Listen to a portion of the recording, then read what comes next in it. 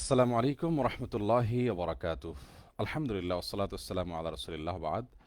সুপ্রিয় দর্শক শ্রোতা ভাই বোন, আজ কোনোভাবেই সমস্যা আমাদের পিছু ছাড়ছে না এবং আমরা স্টুডিওতে নেটওয়ার্ক না পেয়ে আমাদের দুইটা লাইন রয়েছে ওয়াইফাইয়ের, দুইটা লাইনেই আমরা ফেসবুকে প্রচণ্ড রকমের ডিস্টার্ব দেখে আমরা স্টুডিও ছেড়ে অফিসে চলে এসেছি। সেখানেও কয়েক মিনিট কন্টিনিউ করার পর আমরা ডিসকানেক্টেড হয়ে গেছি, মোবাইল থেকে আমরা যুক্ত হয়েছি। এবার চেষ্টা করছি আবারও যুক্ত হওয়ার, আশা করছি ইনশাল্লাহ আমরা থাকতে পারবো।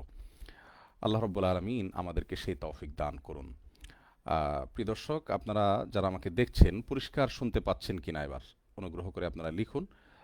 যদি পরিষ্কার শুনতে পান তাহলে সেক্ষেত্রে আমরা কথা কন্টিনিউ করব এবং পরিষ্কার শুনতে পেলে শুধুমাত্র আমাদেরকে একটু কমেন্টে লিখুন। জি, একজন লিখছেন নাও ওকে, এমডি আল জুবায়ের রাব্বি, জাজাকুমুল্লাহ খের ভাই। তাহলে বোধহয় আমরা শুরু করতে পারি। আলহামদুলিল্লাহ। আহ, জি, আমরা তাহলে শুরু করছি। আলহামদুলিল্লাহ, সাউন্ড ভালো লিখছেন অনেকেই, বারাকাল্লাহ ফিকুম। আমরা শুরু করছি যে প্রশ্ন দিয়ে শুরু করছিলাম, আগের অংশ তো কেটে গেল, আবার নতুন করে আমরা শুরু করছি। এমডি আরিফ জামান পিজি আইডি থেকে আপনি জানতে চেয়েছেন, হুজুর মসজিদ ভাঙার বিষয়ে কিছু বলুন। দেখুন, ফরিদপুরের সালথায় আহলে হাদিস মসজিদ এবং মাদ্রাসা ভেঙে ফেলার ঘটনার ব্যাপারে আমরা সবার আগে যারা নিন্দা জানিয়েছেন তাদের মধ্য থেকে আমরা আলহামদুলিল্লাহ অন্যতম, অর্থাৎ শুরুর দিকে যারা নিন্দা জানিয়েছেন এই কর্মকাণ্ডের এবং তীব্র ভাষায়, আলহামদুলিল্লাহ আমরা সেই শুরুর দিকে নিন্দা জ্ঞাপনকারীদের মধ্য থেকে ছিলাম। আল্লাহ তাআলার একান্ত অনুগ্রহ এটি। এবং আমরা এই মসজিদ যারাই ভেঙেছে তারা যে গর্হিত কাজ করেছেন, জঘন্য অপরাধ করেছেন এবং তাদের অপরাধকে কোনো সংজ্ঞায় সংজ্ঞায়িত করে বোঝানো কঠিন। যেখানে আল্লাহর ঘরে জিকির করতে বাধা দেওয়া, এটা যেখানে সবচেয়ে বড় জুলুম বলে কোরআনে আল্লাহ তাআলা আখ্যায়িত করেছেন, ওমান আযলামু মিম্মান মাসাজিদ আল্লাহ ইউজকারা ইলা খিলায়া। এই আয়াতে যেখানে আল্লাহ তাআলা আল্লাহর ঘরে জিকির করতে বাধা দেওয়াকে সর্বোচ্চ অপরাধ বলেছেন, সেখানে আল্লাহর ঘরকে ভেঙে ফেলা এটা কত বড় অপরাধ হতে পারে সেটা বলাই বাহুল্য। আর এজন্য এই ঘটনা যখন আমরা শুনতে পারলাম এবং জানতে পেরেছি যে হ্যাঁ, ঘটনা সত্য, মসজিদ বা মাদ্রাসা বা মসজিদ মাদ্রাসা একসঙ্গে সেটা ভাঙার ঘটনা ঘটেছে, তখন আমরা প্রতিবাদ করে আমাদের আইডি থেকে সর্বপ্রথম পোস্ট করেছিলাম। সেই পোস্টে আমরা কি লিখেছি আপনাদেরকে আগে পড়ে শোনাই, তারপর আমি ইনশাআল্লাহ বিভিন্ন প্রশ্ন উত্তর দেব এই বিষয়ে। আমরা লিখেছিলাম, যারা ফরিদপুরে আহলে হাদিস মসজিদ ও মাদ্রাসা ভেঙে ফেলেছেন তারা কি ফরিদপুরে অবস্থিত আট্রসি শিরকি কাণ্ড বন্ধ করতে পেরেছেন? যে মুসলমানই মসজিদ নির্মাণ করুন সেটি আল্লাহর ঘর, এটিকে মসজিদে দিরার আখ্যায়িত দিয়ে ভেঙে ফেলাকে জায়েজ মনে করা আত্মপ্রবণতা প্রতারণা ছাড়া আর কিছুই নয়। মসজিদে দিরারের প্রতিষ্ঠাতারা মুনাফিক কাফের ছিল। আহলে হাদিসদেরকে আপনারা যারা মসজিদ ভেঙেছেন তারা কি কাফের মনে করেন? যদি না করেন তাহলে সেটাকে মসজিদে দেরার কিভাবে বলে সেটাকে ভেঙে ফেলার মতো স্পর্ধা দেখাতে পারেন? মতের অমিল হলেই ভেঙে ফেলতে হবে, গুড়িয়ে দিতে হবে, এই হিংস্রতার নিন্দা জানাই। এসব কখনো খারাপ ছাড়া ভালো কিছু বই আনবে না, বরং অশান্ত করবে গোটা সমাজকে। হানাফি আহলে হাদিস সবাই এদেশে অমুসলিমদের সঙ্গে সহাবস্থানের কথা বলেন, সেখানে ভিন্ন মতের মুসলিমদের উপর আক্রমণ এটা কোন ধরনের ওয়ালাবাড়া? অমুসলিমদের উপাসনালয়ে কোনো মুসলিম হামলা করলে সব মতপথের আলেমরা সেটার নিন্দা জানান, তাহলে ভিন্ন মতের মুসলমানদের মসজিদ ভেঙে ফেললে তার বিরুদ্ধে কেন নিন্দা জানাবেন না? দূরদর্শী কওমি ওলামায়ে কেরামকে বিনীতভাবে অনুরোধ করব, এসব কর্মকাণ্ড বন্ধ করতে উদ্যোগী হন, সব ধরনের সন্ত্রাসকে না বলুন। অন্যথায় কিছুদিন পর পাকিস্তানের মতো পরস্পরের মসজিদে নামাজরত মুসল্লিদের উপর বোমা হামলা করাকেও এবাদত মনে করবে কিছু মানুষ।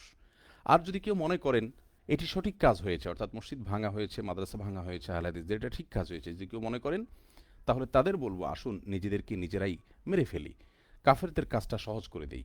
মসজিদ ভাঙা যদি জায়েজ হয় তাহলে সে মসজিদের মানুষ মারাও জায়েজ হবে। কি বলেন প্রিয় দর্শক? এই ছিল আমাদের কালকের স্ট্যাটাস। এই স্ট্যাটাসটি আমরা লিখেছি আমাদের আইডিতে। বহু ভাইরা প্রশ্ন করছেন, আপনার ভেরিফাইড ফেসবুক পেজে কেন দিচ্ছেন না? ভাই আমার, এটা নিয়ে যে পরিমাণ গালমন্দ আমি শুনেছি, যে পরিমাণ বাজে কথা আমি শুনেছি, আমার মনে হয় ইতিপূর্বে আর কোনো বিষয় আমাকে এত কথা শুনতে হয় নাই। ভাবখানা এমন যেন এই মসজিদ আমি ভেঙেছি, আমি ধ্বংস করেছি, এটার নেতৃত্ব আমি দিয়েছি। সবার আগে প্রতিবাদ করলাম সবচেয়ে জোরালো ভাষায়, সবচেয়ে তীব্র ভাষায়। এর চাইতে তীব্র ভাষায় প্রতিবাদ কিভাবে করতে হয় যদি কেউ জানেন আমাকে একটু মেহরবানি করে জানিয়ে দিবেন। সর্বোচ্চ আমার সামর্থ্যের শেষটুকু দিয়ে আমি এই অনাচারের বিরুদ্ধে প্রতিবাদ জানিয়েছি। আলহামদুলিল্লাহ এর পরে বহু মানুষ প্রতিবাদ জানিয়েছেন, কিন্তু শুরুটা যারা করেছেন তাদের মধ্য থেকে একবারে শুরুর দিকে আমি প্রতিবাদ করেছি এবং সেখানে ছবি অ্যাড করেছি। আমার সেই স্ট্যাটাসটি সালিম বিন সাখাওয়াত নামে এক ভাই মাগুরার, তার আইডি থেকে আমি এখন পড়ে শোনালাম, তিনি তখনই সাথে সাথে কপি করে পেস্ট করেছেন। এখন এখানে কয়েকটি প্রশ্ন আমাদের অনেক ভাইরা করছেন, আমি সেগুলোর উত্তর দিচ্ছি। এক নম্বর প্রশ্ন হলো যে আহ, আমি এই পোস্টকে পরবর্তীতে এডিট করে বলেছি যে মসজিদ সেখানে ছিল কিনা, যেটা ভাঙা হয়েছে সেটা নিয়ে বিতর্ক দেখা দিয়েছে, বিপরীতমুখী কথা আছে। তো এখনো পর্যন্ত যখন লিখেছি আমি তখনকার কথা বলেছি যে এখনো পর্যন্ত সেখানে মসজিদ ছিল এই মর্মে কোনো প্রমাণ আমার কাছে আসেনি। তবে যেটাই থাকুক না কেন, মসজিদ না থাকুক মাদ্রাসা থাকুক, নামাজের জায়গা তো ছিল। কোনো জায়গা যদি নামাজ, কিছু মানুষ সেখানে নামাজ পড়েন, ওয়াকফ করা না হলে সেটা মসজিদের পূর্ণাঙ্গ মর্যাদা না পেলেও সেটাও মুসাল্লা, নামাজের জায়গা। অতএব সেটা তো ভাঙা হয়েছে, মাদ্রাসা তো ভাঙা হয়েছে, এটুক তো নিশ্চিত। আমি সেটার প্রতিবাদ জানিয়েছি। এখানে অনেক ভাই প্রশ্ন তুলেছেন যে মসজিদ তো আছে, প্রমাণ হয়েছে। ভাই আমার, আমি যখন লেখা লিখেছি তখনও পর্যন্ত মসজিদ ছিল এই মর্মে কোনো প্রমাণ ছিল না। আমি বেশ কিছু আহলে হাদিস তরুণ দায়ীদের আইডিতে দেখেছি, যেমন নাজমুস সাদাতকে দেখেছি তার আইডিতে তিনি মসজিদ ভাঙার কথা লিখে পরে এডিট করে মাদ্রাসা লিখেছেন। তারপরে আবার সেই পোস্ট তিনি ডিলেটও করে ফেলেছেন। তো Bangla news 24.com, daily star সহ বিভিন্ন পত্রিকা সেখানে মাদ্রাসার কথা উল্লেখ হয়েছে এবং সেখানে মসজিদের কথা কোনো উল্লেখ নাই, বলা হয়েছে মাদ্রাসা ছিল, মাদ্রাসা ভাঙা হয়েছে। তারপরে যেহেতু এটার কোনো প্রুফ পাওয়া যাচ্ছে না, সেজন্য যেটুকু নিশ্চিত আমরা সেটুকু লিখেছি। এখানে আমরা কোনো অন্যায় করে থাকলে আল্লাহ তালা আমাদেরকে মাফ করুন, আপনারা বিচার করুন। সম্মানিত দর্শক শ্রোতা মণ্ডলী, যে আমরা তখন যদি বলি যে মসজিদ ছিল, এর এখনও কোনো প্রমাণ পাওয়া যায়নি, সেটা ভুল কি আছে? তবে হ্যাঁ, বেশ কিছু পরে, কয়েকবার 14 ঘন্টা পরে আমাদের পোস্টটা ফেসবুক যখন ডিলিট করে দিয়েছে, তারপর আমরা দেখেছি সেখানে কিছু কিছু ছবিতে মিম্বরের ইয়ে দেখা যাচ্ছে, অর্থাৎ মিম্বর থাকার মানে হলো সেখানে মসজিদ ছিল, এটা বোঝা যাচ্ছে সেখান থেকে। বা নামাজের আয়োজন, জুমার আয়োজন ছিল নিয়মতান্ত্রিকভাবে, মসজিদ ছিল, এটুকু অনেকখানি জোরালোভাবে সেটি সেই মিম্বরের ছবি দ্বারা বোঝা যায়, যদি সে ছবি ঠিক হয়ে থাকে। যাই হোক, তো তার আগেই আমাদের এই তথ্য গ্রহণ করে আমরা পোস্ট এডিট করব, তার আগেই আমাদের পোস্ট ফেসবুক ডিলিট করেছে। আপনারা জানেন আমার পোস্ট হাজার হাজার মানুষ, শত শত মানুষ কপি পেস্ট করেছে, কিন্তু তাদের কারোর আইডি থেকে ওটা ডিলিট করেনি ফেসবুক, কিন্তু আমার আইডি থেকে শুধু ডিলিটই করে নাই, আমি পোস্ট করে দেখিয়েছি যে আমাকে ফেসবুক চরম ওয়ার্নিং দিয়েছে এবং আরেকবার হলে আমাকে রেস্ট্রিকশনে নিয়ে আসবে তারা, এটুকু তারা জানিয়েছে। আমার এত দিনের আইডি, এত দিনের গড়ে তোলা আইডি, সেটা আইডিটাকে হুমকির মধ্যে ফেলে দিয়েছে এই মসজিদের বিরুদ্ধে, মসজিদ ভাঙার বিরুদ্ধে যখন পোস্ট দিচ্ছে সেই পোস্ট। এরপরেও যখন কিছু আহলে হাদিস ভাই, নামধারী কিছু আহলে হাদিস ভাইরা অকথ্য ভাষায় গালিগালাজ করছেন, অকথ্য ভাষায় আক্রমণ করছেন, আমি জানি না এই আক্রমণ থেকে তারা কি অর্জন করছেন, তারা এখান থেকে কি পেয়েছেন। এবং আমি তো সবার আগেই প্রতিবাদ করলাম, সবচেয়ে জোরালো ভাষায় প্রতিবাদ করলাম। আরেকটা অভিযোগ আছে এখানে, সেটা হলো যে অনেকে বলতে আমার একটা কমেন্টের স্ক্রিনশট নিয়ে বিভিন্ন জায়গায় সেটাকে প্রচার করে বেড়াচ্ছেন এবং ওইটাই আমার স্ট্যাটাস হিসাবে উল্লেখ করছেন। আমি অবাক হলাম যে আমার কমেন্ট আর স্ট্যাটাস তো এক হয় না। কমেন্ট অনেক সময় পাল্টা কমেন্ট হিসাবে লেখা হয়, স্ট্যাটাস তো সেটি নয়। আমার স্ট্যাটাসে তো সেটি ছিল না, যেটিকে আজকে স্ক্রিনশটে অনেকে দেখাচ্ছেন।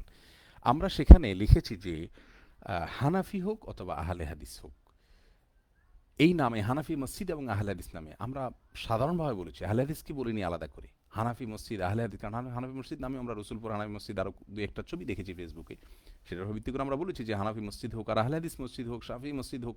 শাফি মসজিদ আমরা বলি না, যে মসজিদই হোক না কেন এরকম নাম দিয়ে মসজিদ নির্মাণ করা, এটাকে ব্যক্তিগতভাবে আমি সমর্থন করি না।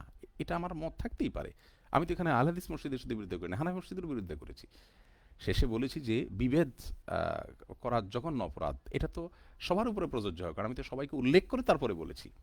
তাহলে সেটাকে কিছু ভাই নির্দিষ্ট ঘরানার জন্য টেনে নিয়ে সেটা নিয়ে বিষোদ্গার করছেন। আমার এই জীবনে যত গালমন্দ, যত সমালোচনা, যত আক্রমণ আমাকে আমাদের কিছু নামধারী আহলে হাদিস ভাইরা করেছেন, আমার সারা জীবনে যত গালমন্দ শুনেছি, যত বাজে কথা শুনেছি, যত আক্রমণ শুনেছি, যত নিকৃষ্ট কথা ইসলাম প্রচারের নাম দিয়ে শুনেছি, তন্মধ্যে সবগুলোকে একত্র করলে বোধ হয় সবগুলো 5%ও হবে না 100-র মধ্যে, আর বাকি 95% বা তারও বেশি হবে শুধুমাত্র এই চিহ্নিত কিছু ভাইদের কাছ থেকে আক্রমণ পেয়েছি।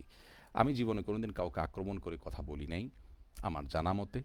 আমি কাউকে অ্যাটাক করে বলি না, কোনো চিন্তা, কোনো আদর্শকে আক্রমণ করে বলি না, কোনো ব্যক্তিত্ব প্রশ্নই ওঠে না।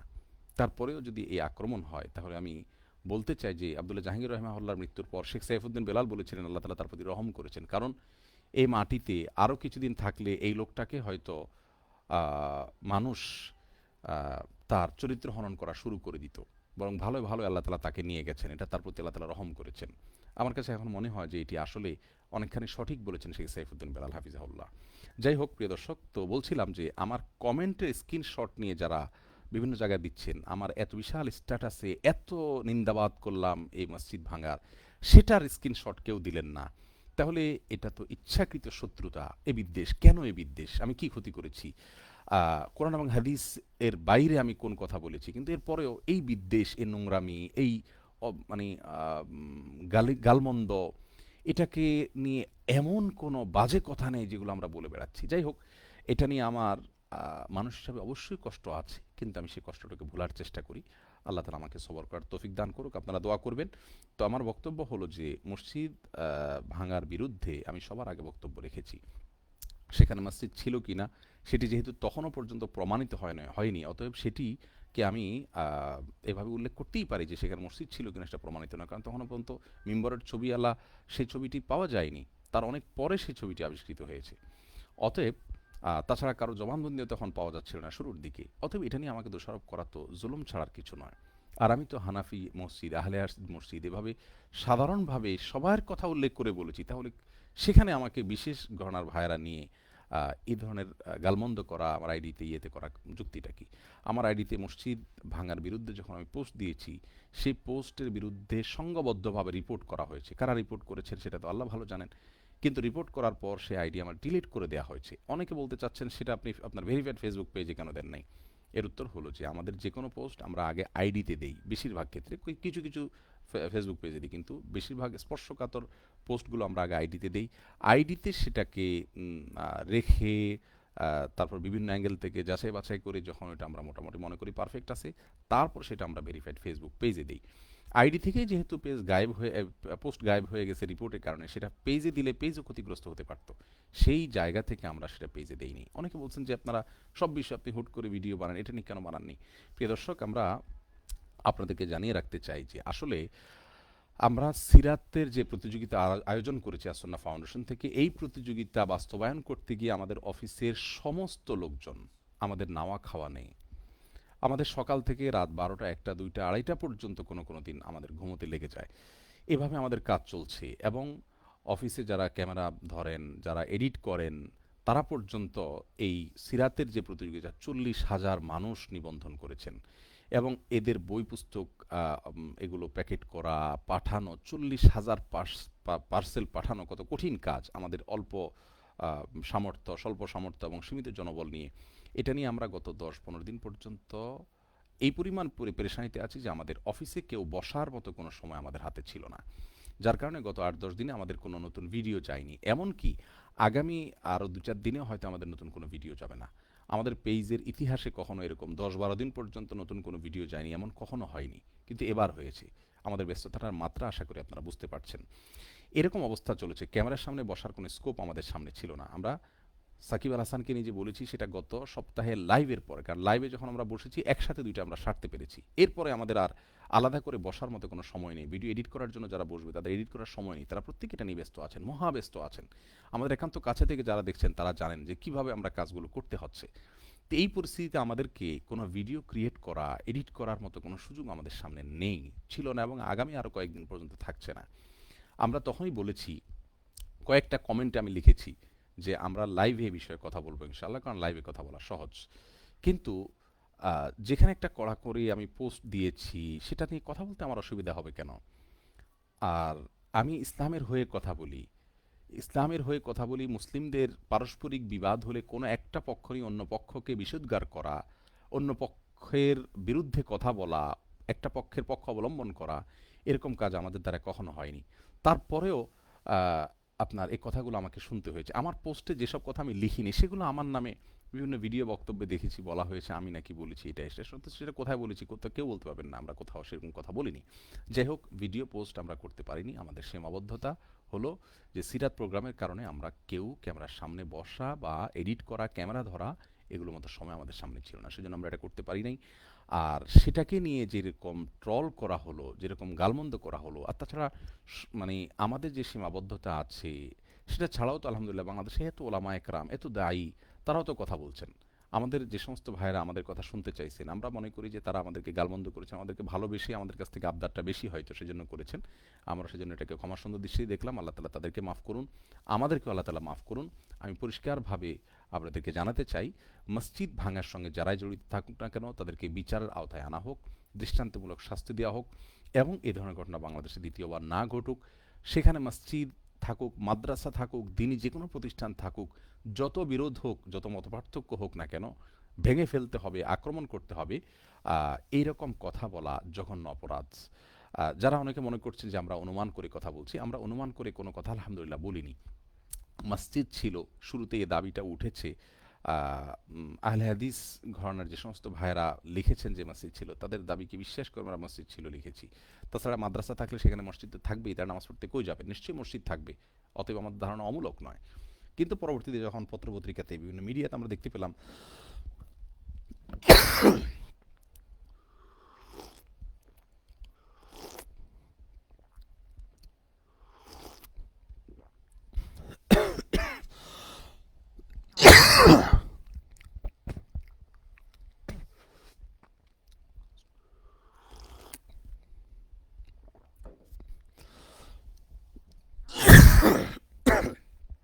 যাই হোক, আমরা চেষ্টা করেছি কথা বলার জন্য। আল্লাহ তালা আমাদেরকে আমাদের ভুল ত্রুটিকে আল্লাহ তালা মাফ করুন, এবং আমাদের সবাইকে সঠিকতার উপর আল্লাহ তালা অটল থাকার তৌফিক দান করুন, এবং সব ধরনের সন্দেহ থেকে, সংশয় থেকে, পারস্পরিক শত্রুতা থেকে আল্লাহ তালা আমাদেরকে বাঁচিয়ে রাখুন।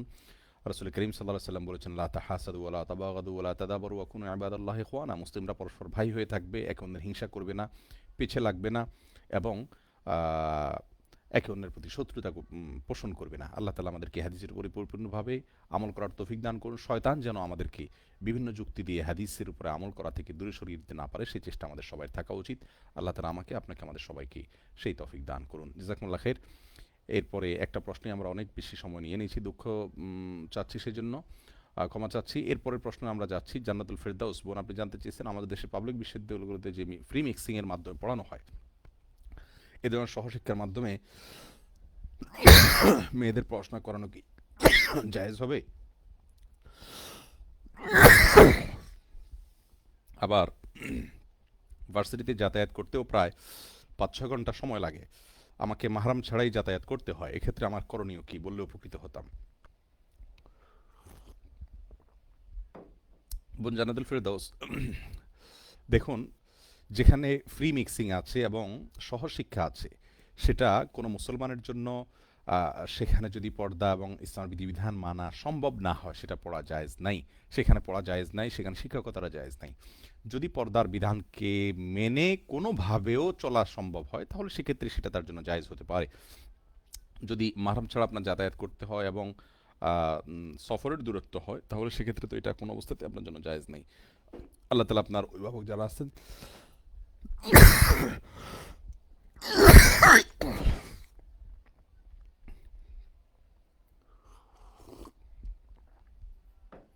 আত্মীয় স্বজন যারা আছেন তাদের সবাইকে আল্লাহ তালা হেদায়ত নসিব করুন। জান্নাতুল মামা এআইডি থেকে জানতে চাইছেন, কোনো আত্মীয় যদি অপর আত্মীয়কে ধর্ষণ করে তাহলে তার সম্পর্ক না রাখলে কি গুনাহ হবে?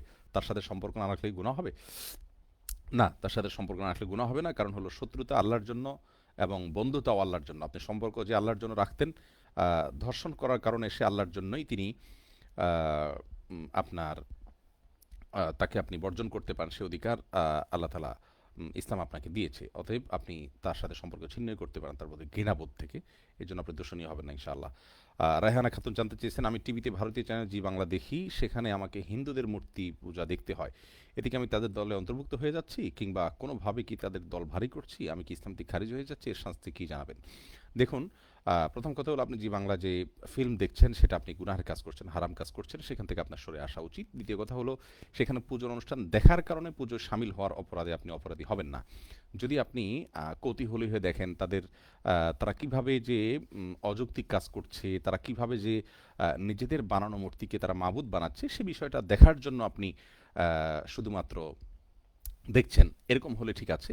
কিন্তু এরকম যদি না হয়, সাধারণ অবস্থা দেখেন, তাহলে সেক্ষেত্রে সেই দেখাটা আপনার অনুচিত হবে। তাদের প্রতি আপনার দুর্বলতা হতে পারে, আপনাকে শয়তান কুমন্ত্রণা দিতে পারে, আপনার ভালো লাগা কাজ করতে পারে, বিষয়টা আপনার কাছে স্বাভাবিক মনে হয়ে যেতে পারে। সেজন্য কিন্তু আপনি এটা দেখলে যে তাদের অন্তর্ভুক্ত হয়ে যাবেন, সেটা নয়। কারণ আপনি সেখানে উপস্থিত হন নাই, যান নাই, দল ভারী করেন নাই। মুখতার আহমদ জানতে চেয়েছেন, মুয়াজ্জিন আসসালাতু খায়রুম মিনান নাওমের জবাবে আমরা কি বলবো?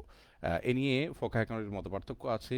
ইমাম আবু হানিফা রহমাতুল্লাহ দৃষ্টিকোণে হলো বা হানাফি মাযহাবে অনুযায়ী ওলামা ইকরামের মত হলো সাদাক্তা ওয়া বারারতা বলবেন, অর্থাৎ মুয়াজ্জিন আপনি সত্য বলেছেন, ভালো কাজ বলেছেন। যদিও অন্যান্য ওলামা ইকরাম অনেকের মত হলো জি না, মুয়াজ্জিন যা বলবেন তাই বলবেন, আপনিও বলবেন আসসালাতু খায়রুম মিনান নাওম, কারণ রাসূল করিম সাল্লাল্লাহু আলাইহি ওয়াসাল্লাম বলেছেন কুলু মিসলা মা ইয়াকুলুল মুয়াজ্জিন। এবং রাসূল করিম সাল্লাল্লাহু আলাইহি ওয়াসাল্লাম আসসালাতু খায়রুম মিনান নাওমের জবাবে নির্দিষ্ট কিছু বলতে শেখাননি। এটা হলো দ্বিতীয় শ্রেণীর ওলামা ইকরামের বক্তব্য। এবং দীপু এআইডি থেকে জানতে চেয়েছেন, আমি আঙ্গুল ফোটানোতে অভ্যস্ত হয়ে গেছি, মুরব্বীরা বলেন এতে অমঙ্গল হয়, এ নিয়ে ইসলাম কি বলে? ভাই, আঙ্গুল ফোটানো নামাজের মধ্যে এটি মাকরুহ, নামাজের মনোযোগে ব্যাঘাত সৃষ্টি হয়। আর এছাড়া সাধারণ অবস্থাতে আঙ্গুল ফোটানো এটা নিষিদ্ধ নয় ইসলামের দৃষ্টিকোণ থেকে। তবে আহ, আজকের বিজ্ঞান, আমি যতটুকু জানি, আমি তার বিজ্ঞানের ছাত্র নই, আজকের বিজ্ঞান যথাসম্ভব এটাকে স্বাস্থ্যের জন্য ভালো নয় বলছেন। অতএব আপনি যেটা শুনেছেন আঙ্গুল ফুটালে অমঙ্গল হবে, এই অমঙ্গল বলতে আমাদের সমাজে কুসংস্কারাচ্ছন্ন বিশ্বাস, মানুষের বিভিন্ন ধরনের ক্ষতি হবে আধ্যাত্মিকভাবে, এরকম মনে করা হয়ে থাকে, সেটি সম্পূর্ণ ভুল বিশ্বাস। আঙ্গুল ফুটালে অমঙ্গল হবে এমন কোনো কথা কোন হাদিসে বলা হয়নি।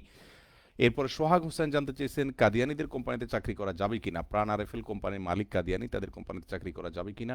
তবে তারা ইসলাম ধর্ম সম্পর্কে কিছু বলে না, নামাজ পড়ার সুযোগ দেয়, আর করলে কি সেটাকে হালাল হবে কিনা? ভাই, কাদিয়ানিদের কোম্পানিতে চাকরি করলে হারাম হবে না, কারণ আপনার চাকরির মাধ্যমে যে তাদের সহায়তা হয়ে যাচ্ছে এটা প্রত্যক্ষভাবে বলা যায় না।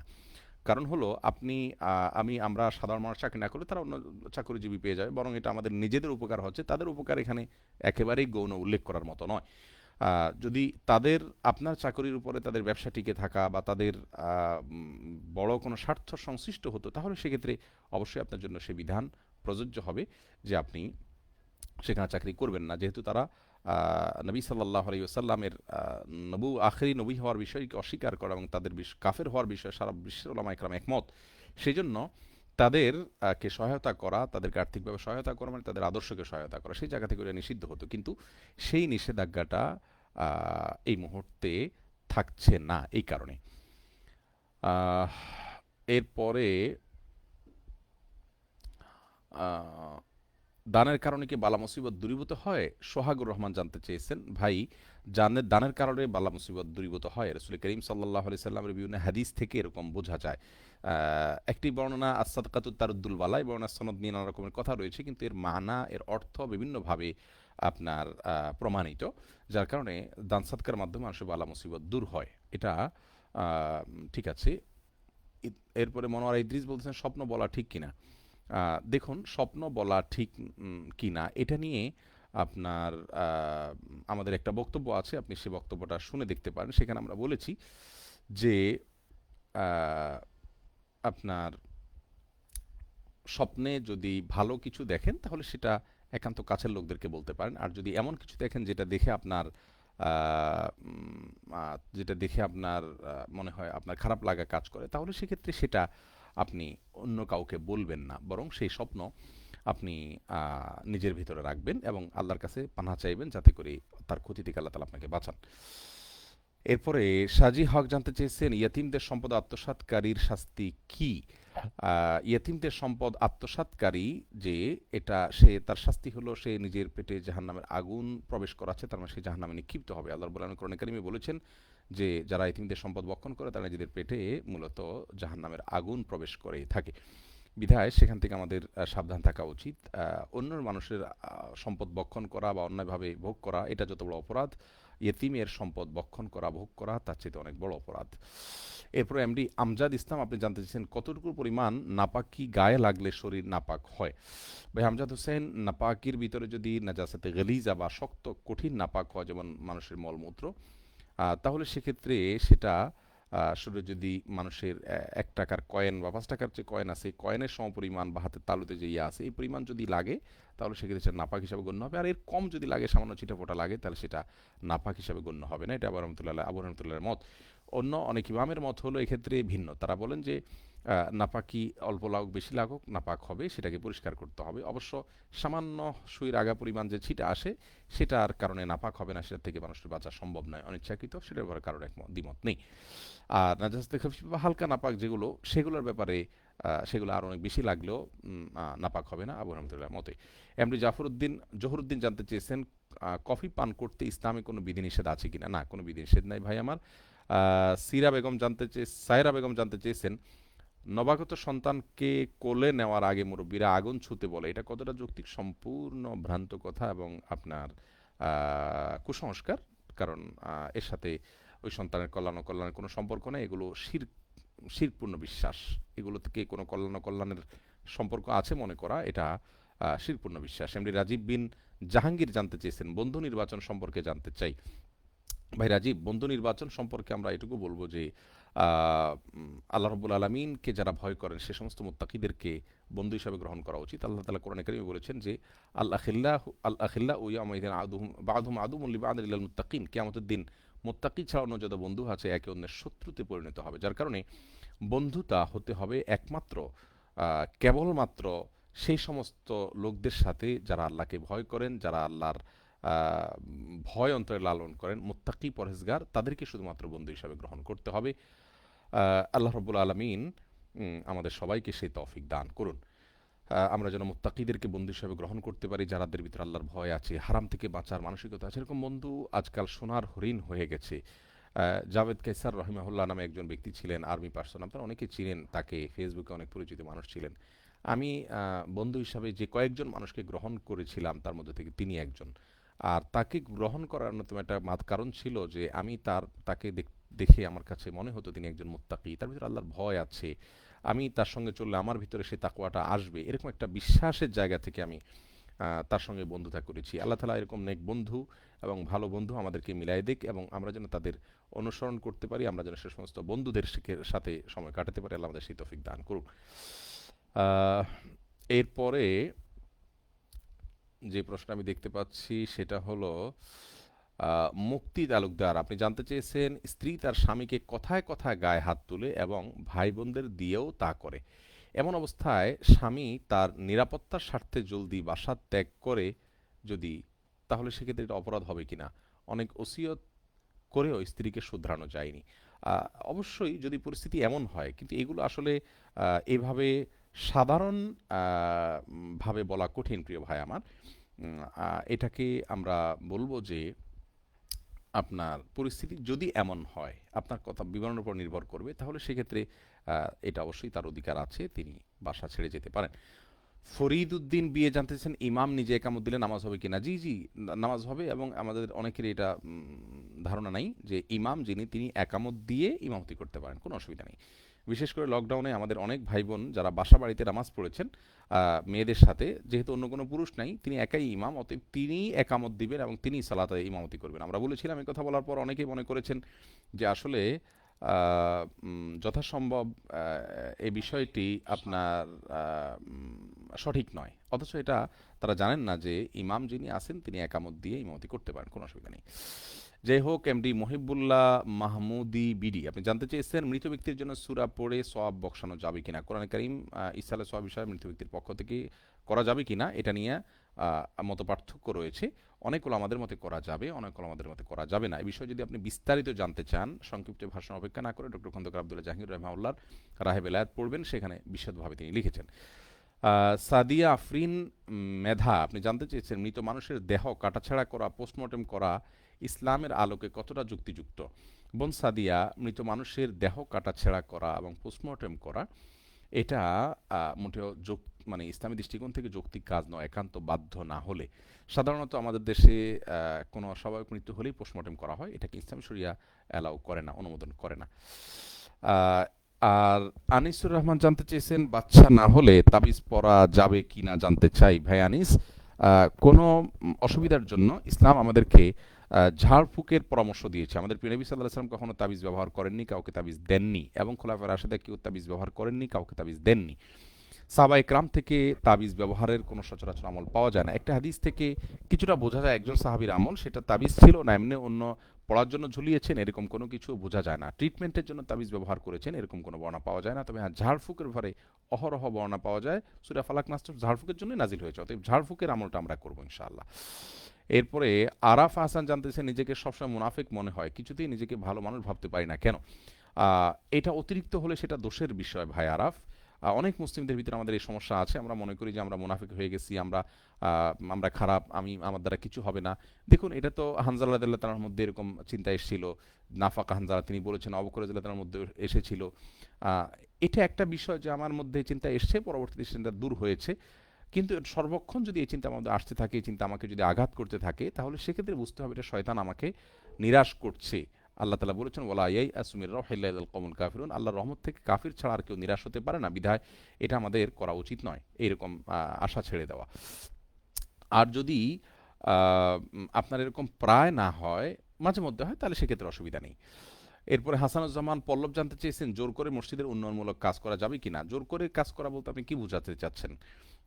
এটা তো অনেক ব্যাখ্যা সাপেক্ষ বিষয়। এ ধরনের প্রশ্নের উত্তর দেয়া এই শর্ট ভার্সনের প্রশ্ন উত্তরের মধ্যে কঠিন।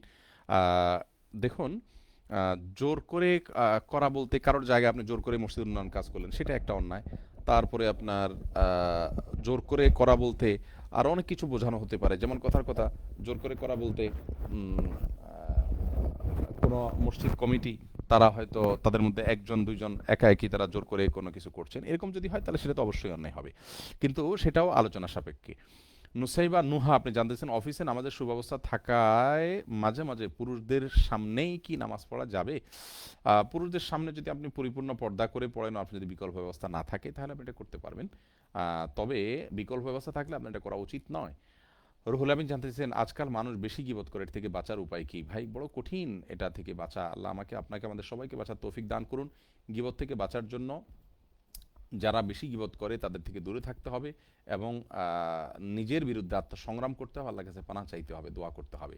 মোহাম্মদ সিফাত বিন সাবের জানতে চেয়েছেন, শরীরে অবাঞ্ছিত পশম কাটার পর গোসল করার বিধান কি?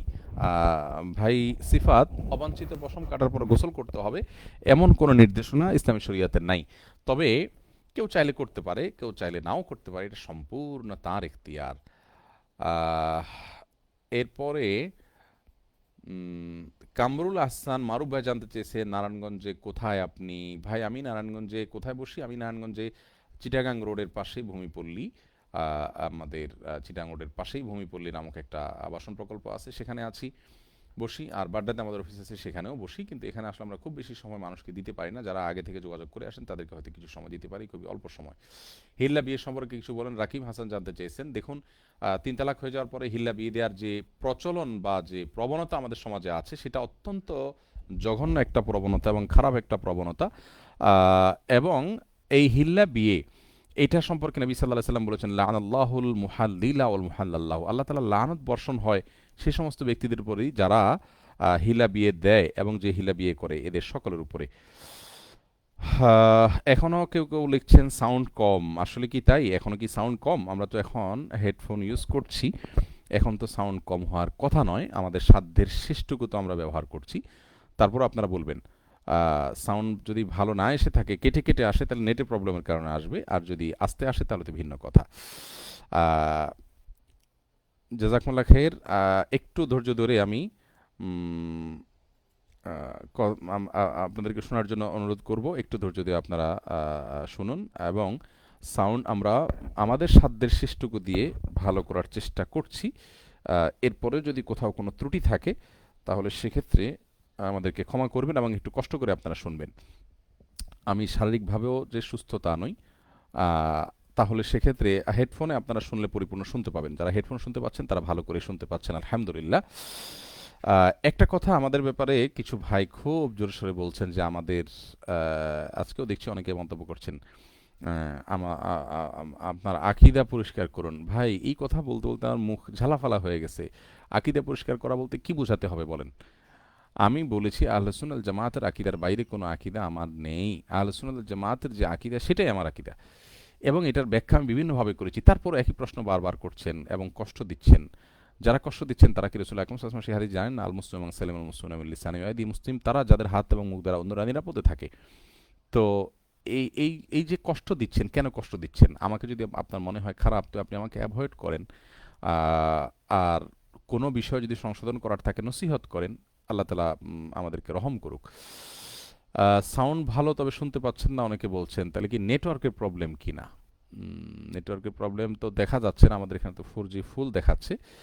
যাই হোক, আপনারা যারা শুনছেন না একটু কষ্ট করে আমি অনুরোধ করব আপনাদেরকে যে অনেকে বলছেন সাউন্ড ঠিক আছে, মোহাম্মদ ইউনুস ভাই বলছেন সাউন্ড ঠিক আছে, এবং শাকিল খান বলছেন জি না শেখ সাউন্ড ঠিক আছে, আলহামদুলিল্লাহ, ধন্যবাদ শাকিল খান ভাই।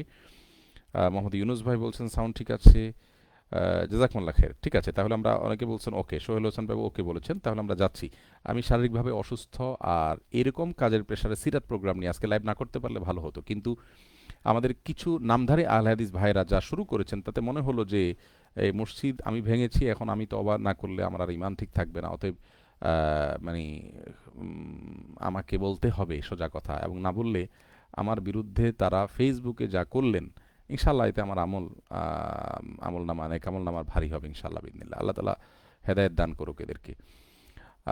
এদের এই সমস্ত বেয়াদবি এবং অসভ্যতার বিরুদ্ধে যে সমস্ত ওলামায়ে কেরামকে তারা অনুসরণ করে, যাদেরকে অনুসরণ করে তারা, তাদের বলা উচিত। আমাকে অনেকে অনুসরণ করে, আমি তাদেরকেও বলছি আল্লাহ তাআলা হেদায়েত দান করুন। যার কারণে কষ্টের মধ্যে, এই ব্যস্ততার মধ্যেও আমাকে প্রোগ্রাম মানে কন্টিনিউ করতে হলো, এবং সবচেয়ে বড় কথা হলো গুরুত্বপূর্ণ প্রশ্নের উত্তর না দিয়ে আমাকে এক প্রশ্নের জন্য দীর্ঘ সময় উত্তর দিতে হলো। জি। এরপরে নুসরাত জাহান জানতেছেন তাহাজ্জুদের নামাজের দোয়া কবুল সম্পর্কে একটু বলতেন। আর বোন, তাহাজ্জুদের নামাজের সময়টা তো ভোর রাত। ভোর রাত তো দোয়া কবুলের জন্য সবচেয়ে শ্রেষ্ঠ সময় এবং উত্তম সময়। অতএব তাহাজ্জুদের নামাজে দোয়া করলে সেটা বেশি কবুল হবে ইনশাআল্লাহ। মিশিতা ফারহানা জানতে চেয়েছেন ধৈর্য বাড়ানো ও রাগ কমানোর উপায় কি? ধৈর্য বাড়ানো, রাগ কমানোর জন্য এক নম্বর কথা হলো যে বেশি বেশি উজু করবেন, এতে ইনশাল্লাহ রাগ কমবে। দ্বিতীয়ত হলো যে সবসময় ধৈর্যশীল মানুষদের সাথে থাকবেন, যারা খুব ধৈর্য ধারণ করতে পারে এসব মানুষদের সাথে উঠাবসা করবেন, ইনশাল্লাহ তাদের থেকে ধৈর্যের প্রশিক্ষণ পাবেন। সেই সাথে ধৈর্যের উপকারিতা এবং অধৈর্যশীল হওয়ার যে ক্ষতিগুলো আছে সেগুলো সম্পর্কে যত বেশি জানবেন ইনশাআল্লাহ তত বেশি আপনার ভিতরে ধৈর্য আসবে। আল্লাহ তাআলা আমাদের সবাইকে ধৈর্য ধারণ করার তৌফিক দান করুন। আশরাফুজ্জামান জানতে চেয়েছেন আমাদের দেশে কসমেটিক্স দোকানগুলোতে মেয়েদের চুলের কালার করার জন্য বিভিন্ন ধরনের কেমিক্যাল বা পাউডার পাওয়া যায়। এ সকল কেমিক্যাল বা পাউডারে চুলে ব্যবহার করলে নামাজ আদায় হবে কিনা? আমরা আগেই বলেছি বারবার, আর্টিফিশিয়াল যে সমস্ত মেহেদি বা আপনার পাউডার পাওয়া যায় এগুলোর ফলে চুল বা শরীরে আলাদা একটা আবরণ পড়ে, আলাদা স্তর পড়ে যায়। সেটা যদি হয় তাহলে তার উপর দিয়ে পানি দিলে কিন্তু আপনার ইয়ে হবে না, তার কারণে কিন্তু অজু হবে না। আর যদি আর্টিফিশিয়াল কোনো কিছুর ব্যবহার করেন আর সেখানে আলাদা স্তর তৈরি না হয়, আলাদা আবরণ তৈরি হলে তো এটা মোটা হয়ে যাবে, চুলটা বোঝা যাবে আলাদা একটা আবরণ পড়ে গেছে। এটা যদি না হয় তাহলে সেক্ষেত্রে এটা দিয়ে অজু করা যাবে। ফারিয়া ফাহমিন জানতে চেয়েছেন যানবাহনে সালাত আদায় করা যায় কি, গেলে আদায় করার নিয়ম কি? ফরজ নামাজ আপনি যানবাহনে পড়তে পারবেন না দাঁড়ানো ছাড়া, যদি দাঁড়ানোর ক্ষমতা থাকে। কেবলামুখী হতে হবে, দাঁড়িয়ে নামাজ পড়তে হবে, এগুলো ফরজ। অতএব সেই ফরজগুলো আদায় করতে হবে। যানবাহনে যদি আপনি দাঁড়িয়ে সালাত আদায় করতে পারেন, আমি বাসে পড়েছি একাধিকবার, বাস পূব দিকে যাচ্ছে, আমি উল্টা দিকে দাঁড়িয়ে মাঝখানে পড়েছি, কখনো বসে পড়েছি। দাঁড়িয়ে পড়তে না পারলে বসে পড়বেন, বাসালা যদি না থামায়, থামানোর জন্য বলবেন, নাহলে বসে পড়বেন, আদায় হয়ে যাবে। কিন্তু সিটে বসে অনেক সময় ইয়েরা বলে, আপনার কন্ট্রাক্টররা বলে যে ভাই যেদিকে আসেন সেদিকে ফিরে বসে পড়েন, তাতে আপনার নামাজ হয়ে যাবে। তারা নিজেরা ফতোয়া দিয়ে দেয়, এটা ঠিক না। ফরজ নামাজ এটা করা যাবে না। হ্যাঁ, নফল নামাজ হলে উজু থাকলে যেদিকে যানবাহন যাচ্ছে আপনি সেদিকে ফিরে নামাজ পড়তে পারবেন। তাহলে এ ধারণা সঠিক নয় যে যেদিকে ইচ্ছা সেদিকে ফিরে নামাজ আদায় করা যাবে।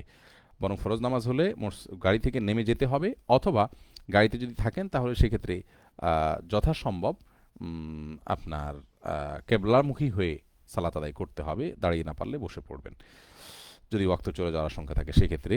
এরপরে পাসিং ট্রাভেলার্স এআইডি থেকে জানতে চাইছেন পবিত্রতা এবং ওযু নিয়ে অধিক সন্দেহের জন্য কি করব শেখ? এটা নিয়ে আমাদের একটা ভিডিও আছে ভাই, পাসিং ট্রাভেলার্স আইডির থেকে যিনি প্রশ্ন করেছেন সেই ভিডিওটা দেখে নেবেন। ওযু নিয়ে বারবার সন্দেহ হলে কি করবেন সেখানে আমরা বিস্তারিত বলেছি। সন্দেহ অনেক সময় শয়তানের তরফ থেকে হয়, এগুলোকে পাত্তা দিবেন না।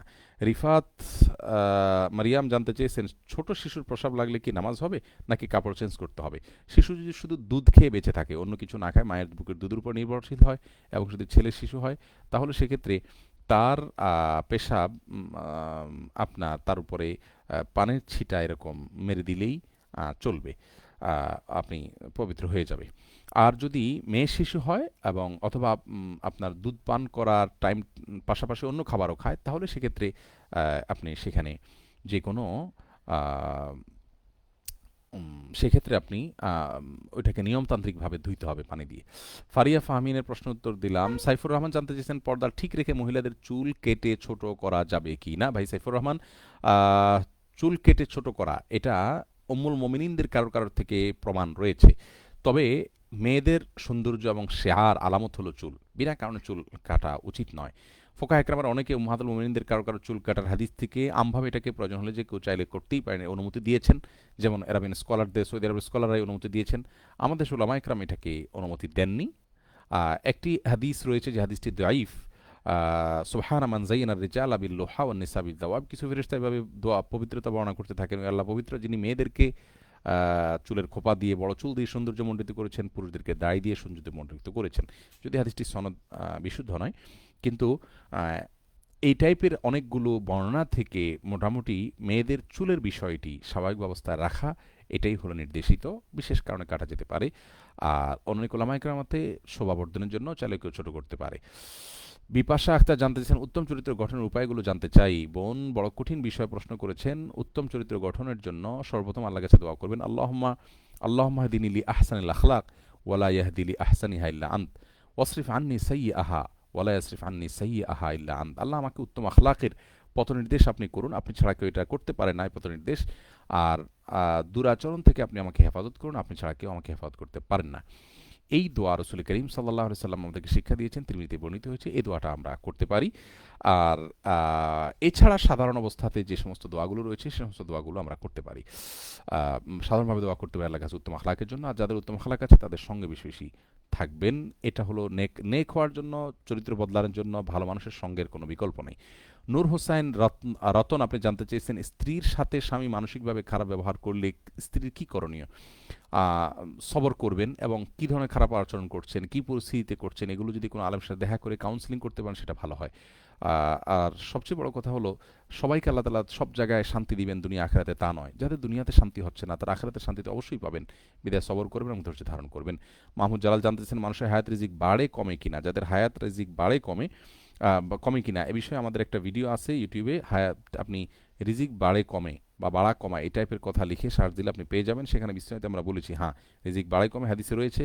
তাহলে আল্লাহ তাআলা সেটা চূড়ান্ত কীভাবে করলেন, এটা বা নির্ধারণ কীভাবে হলো, তার জবাবও সেখানে রয়েছে। কিছু রিজিক হায়াত আছে যেগুলো চূড়ান্ত, সেগুলো বাড়ে কমে না। আবার কিছু আছে অচূড়ান্ত যেগুলো হায়াত এবং রিজিক যেগুলো বিভিন্ন আমলের মাধ্যমে বাড়ে অথবা কমে।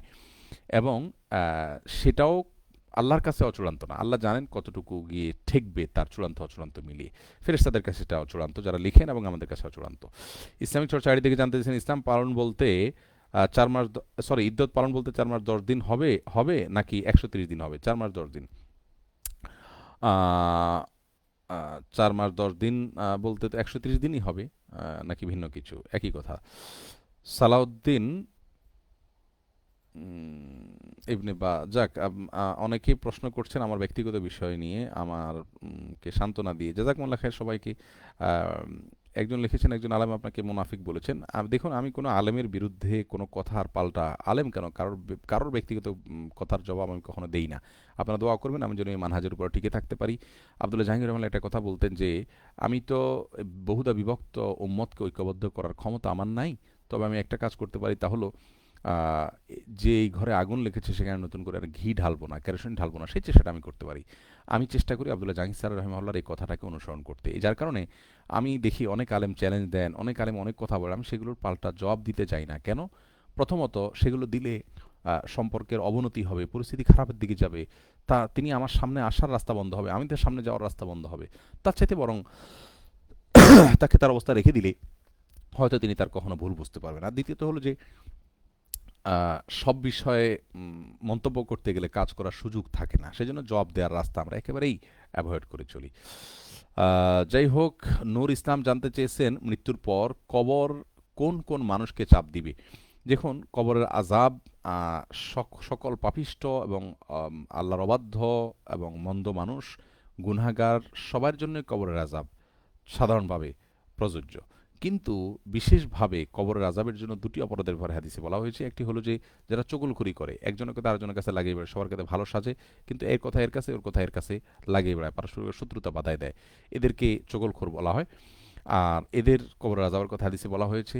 আর আরেকটা হলো যে পেশাব থেকে যদি ভালো করে পবিত্রতা অর্জন না করে, তাদেরও কবর আযাবের কথা হাদিসে বলা হয়েছে। অতএব এগুলো থেকে আমাদের সাবধান থাকা উচিত। আল্লাহ তাআলা আমাদেরকে হেফাজত করুন। এমনি রুবেল হোসেন নীল জানতেছেন, সেলুনের দোকানে চুল গোঁফ কাটার পর গোসল না করে নামাজ আদায় করা যাবে কি না? ভাই রুবেল, চুল গোঁফ কাটার পর গোসল না করে নামাজ আদায় করা যাবে, কোনো অসুবিধা নাই। চুল গোঁফ কাটলে যে গোসল করতে হবে এমন কোনো কথা নাই। গোসল করা না করা সম্পূর্ণ আপনার ইচ্ছা। তবে হ্যাঁ, চুল চুল দাড়ি এগুলো মসজিদে যেন না পড়েন সেজন্য ভালো করে পরিষ্কার করে নেবেন, ছেড়ে নেবেন, এটুকু যথেষ্ট। মোয়াল্লিমাতুল জাহান আপনি জানতেছেন মেয়েদের ইউটিউবে কোরআন তেলাওয়াত দেখা যাবে কিনা, দেয়া যাবে কিনা? এটা দেওয়া উচিত হবে না, যেহেতু কোরআন তেলাওয়াত সুন্দর করে পড়তে হবে। আল্লাহ তাআলা মেয়েদেরকে কুলনা ওয়াকুলনা কওলাম মারুফা বলেছেন, সাধারণ কথা বলতে হবে। কোরআন তেলাওয়াত তো সাধারণ কথা না, কোরআন তেলাওয়াতের ভিতরে কণ্ঠকে কোমল করতে হবে, সুন্দর করতে হবে, যার কারণে এটি ইউটিউবে দেওয়া উচিত নয়।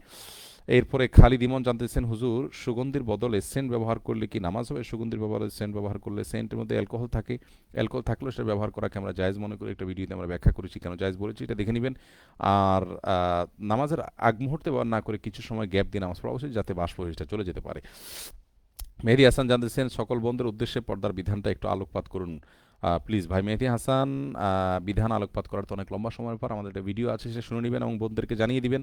পর্দার বিধান মানা ভাই বোন সকলের জন্য ফরজ। পুরুষরা মহিলাদের সাথে পর্দা করে, মহিলারা পুরুষদের সাথে পর্দা করবেন। যাদের সাথে যাদের দেখা দেওয়ার অনুমতি নেই, বিবাহের অনুমতি আছে, যাদের সাথে তাদের সাথে দেখা দেওয়ার অনুমতি নেই। অতএব সে সমস্ত লোকদের সাথে পর্দা করতে হবে এবং পর্দার বিধানটা ফরজ বিধান, না করলে গুনাহগার হবেন।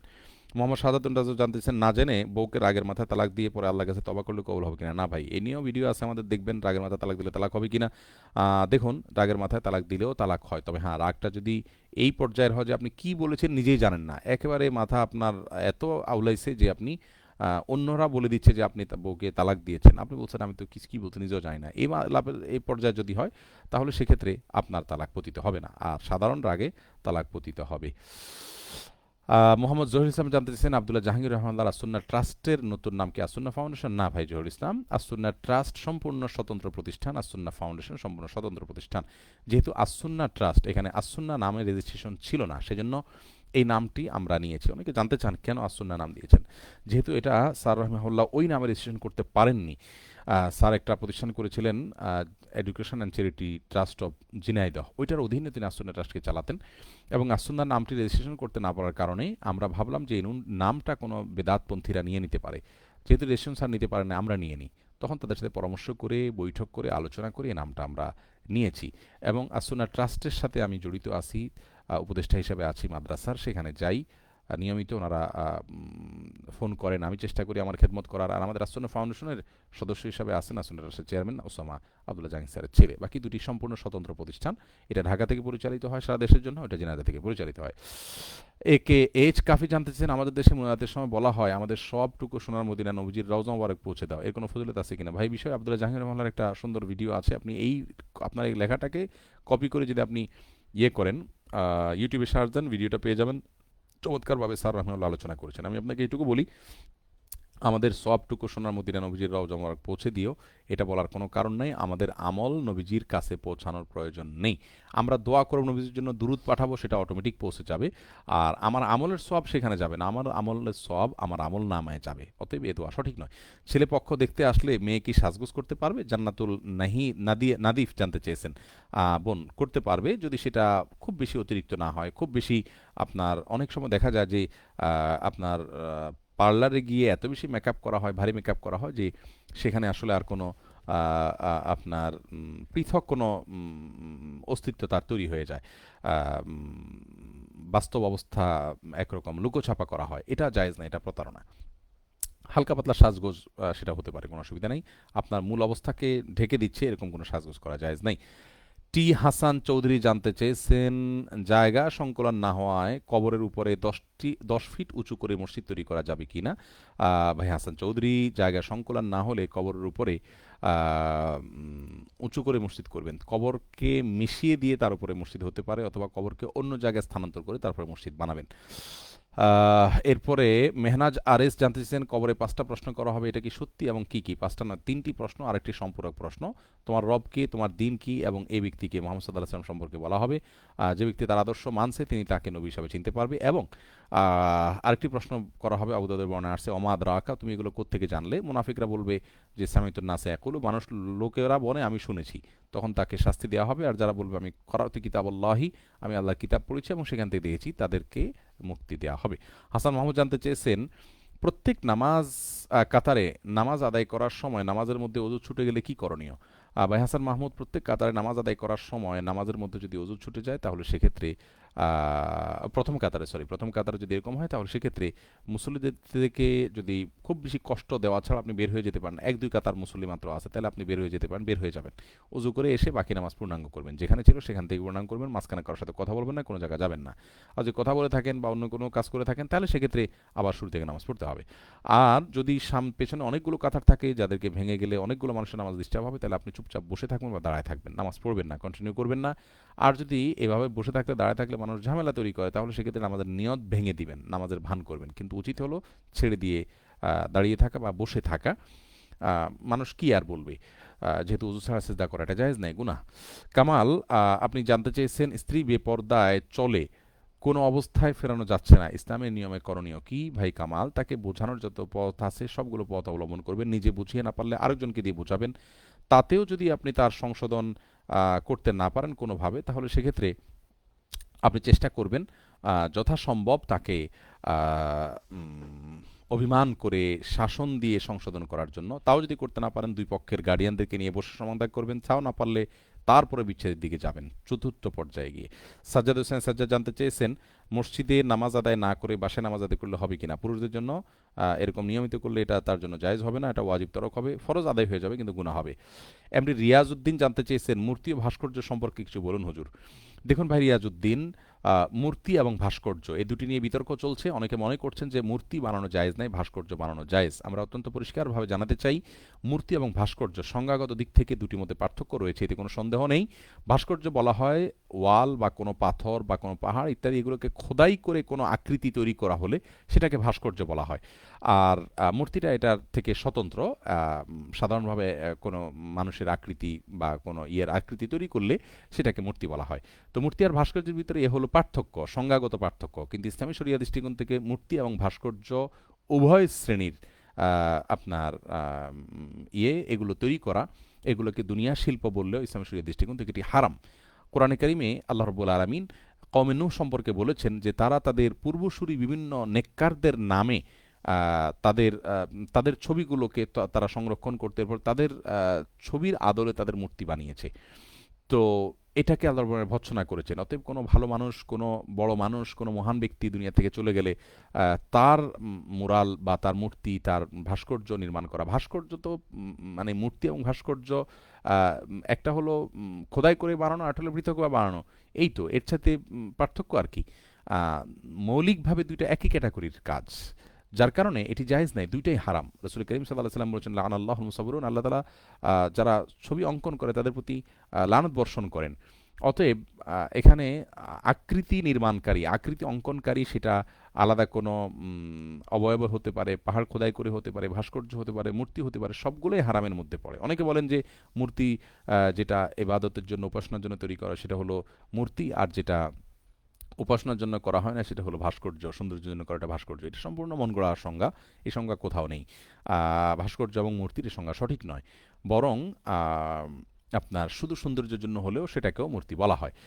আর যেটাই বলা হোক না কেন বিধানগত দিক থেকে কোনো পার্থক্য নেই, কারণ উভয়টাই মানুষের আকৃতি অঙ্কন করা, মানুষের আকৃতি অঙ্কন করাই ইসলাম শরীয়তে জায়েজ নেই, হারাম করা হয়েছে। এবং আল্লাহর এই নির্দেশ মানার ভেতরেই কল্যাণ রয়েছে, বিধায় এটি কোনো মুসলমানের জন্য জায়েজ নেই। জুবাইর আহমদ জানতেছেন ডিপ্রেশন থেকে বাইর হওয়ার উপায় কি একটু জানাবেন। ডিপ্রেশন থেকে বাইর হওয়ার জন্য সালাতে দাঁড়িয়ে যাবেন, ভোর রাতে উঠে অজু করে নামাজে দাঁড়িয়ে আল্লাহর কাছে খুব কাঁদবেন, আল্লাহর সাথে কথা বলবেন, ইনশাআল্লাহ ডিপ্রেশন দেখবেন অনেকখানি হালকা হয়ে গেছে। ফাতেমা জানতেছেন বাসা কেউ না থাকলে একটু জোরে সুরা পড়া যাবে, সালাতে পড়া যাবে।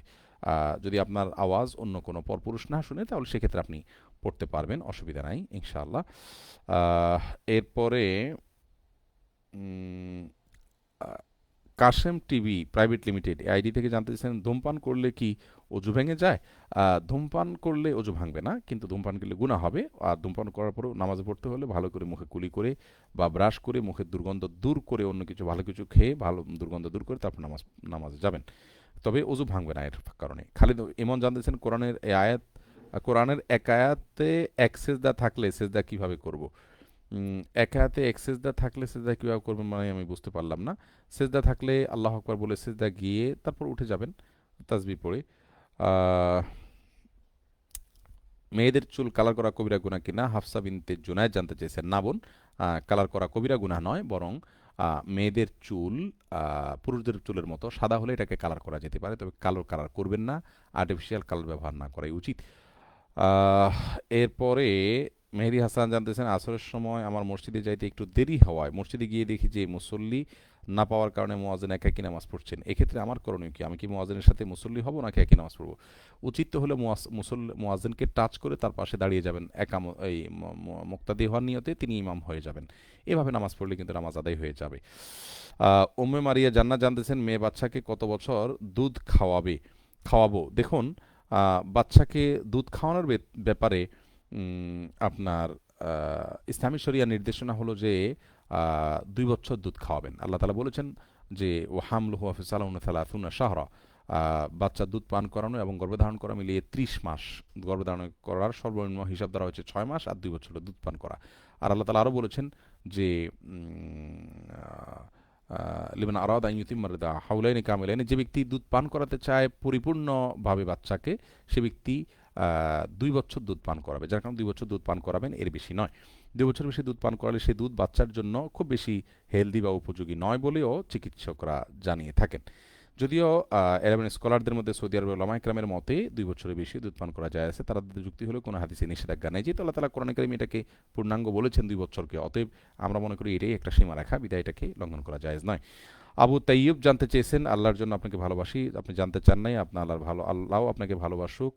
উম, অনেকে সান্ত্বনা দিচ্ছেন, ভাই আল্লাহ তালা আপনাদেরকে সম্মানিত করুক, আপনাদের সান্ত্বনা আমাকে অনুপ্রাণিত করবে, জাযাকুমুল্লাহ খাইর।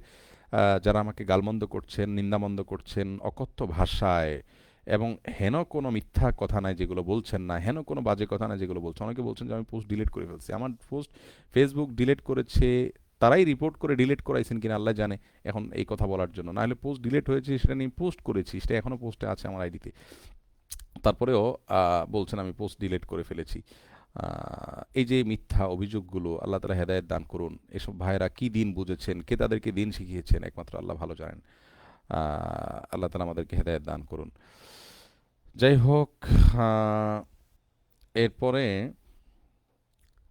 আপনার শীতল বাতাস এডি থেকে জানতে চেয়েছেন মহিলাদের তালিমে টাকা দেওয়া যাবে কিনা। তালিম যদি সঠিক উপায় হয় হতে পারে, মহিলারা যদি তালিম করছেন, পর্দা লঙ্ঘন করছেন না এবং আপনার ইসলামী শরীয়তের কোনো বিধিবিধান লঙ্ঘন করছেন না, এরকম যদি হয় তাহলে সেক্ষেত্রে সেখানে অবশ্যই আপনি টাকা দিতে পারবেন, কোনো অসুবিধা নেই। রওনক রাশদিন জানতে চেয়েছেন মানুষের শরীরে অর্ধেক রোদ ও অর্ধেক ছায়াতে রাখা জায়েজ নাই, এ বিষয়ে কোন হাদিস আছে? হাদিসের নম্বর আপনাকে তো আমি বলে দিতে পারবো না, তবে হাদিসে রয়েছে এক ব্যক্তি এরকম অঙ্গীকার করেছে সে এরকম করবে। নবী সাল্লাল্লাহু আলাইহি ওয়াসাল্লাম তাকে বলেছেন অযথা নিজেকে কষ্ট দিবে না, নিজেকে কষ্ট দেওয়ার জন্য এরকম করলে সেটা জায়েজ নাই, আর তাছাড়া এরকম কেউ যদি কোনো কুসংস্কারের কারণে করে সেটাও জায়েজ নাই। নুরুল্লাহ আলম জানতে চেয়েছেন মসজিদে জুমার নামাজ পড়ার জন্য শর্ত কি, ন্যূনতম কতজন মুসল্লি প্রয়োজন? এটা নিয়ে ফোকাহে কোন মতপার্থক্য রয়েছেন। অনেকে বলছেন ইমাম ছাড়া 2 জন হলে হবে, অনেকে বলছেন 3 জন হলে হবে জুমার নামাজের জন্য, আর সাধারণ মানুষের বাহির থেকে প্রবেশের অনুমোদন থাকতে হবে, তাহলে সেখানে জুমার নামাজ আদায় করা জায়েজ হবে। আহ, এরপরে মা বাবার ঝগড়া কিভাবে থামানো যায়, সাকিব আহমেদ বলেছেন।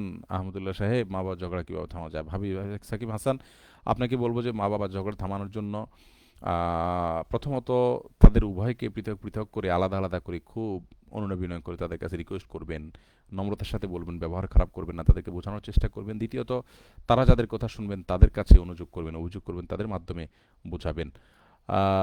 শাহেন শাহ আল আশরাফ বলছেন উত্তর পাচ্ছি না। আহা, এখানে প্রশ্নটা লিখলেই তো উত্তর পেয়ে যেতেন। মেয়েদের চুল কেটে ফেলা কি গুনাহ বলেছেন বোন? আমি উত্তর দিয়েছি, শুনে নেবেন। নামাজে মন না থাকলে কি করণীয়? তৌহিদ ইসলাম জানতে চেয়েছেন নামাজে মনোযোগের জন্য 33টি উপায় শেখ আব্দুল আজিজ বিন আব্দুল্লাহ বিন বাজ রাহমাহুল্লাহ বলেছেন, সেটা অনুবাদ করেছি আমি, দৈনিক সমকালে প্রকাশ হয়েছে। নামাজে মনোযোগের 33টি উপায় লিখে সার্চ দিলে আপনি ইনশাআল্লাহ এখনও গুগলে সেটা পেয়ে যাবেন।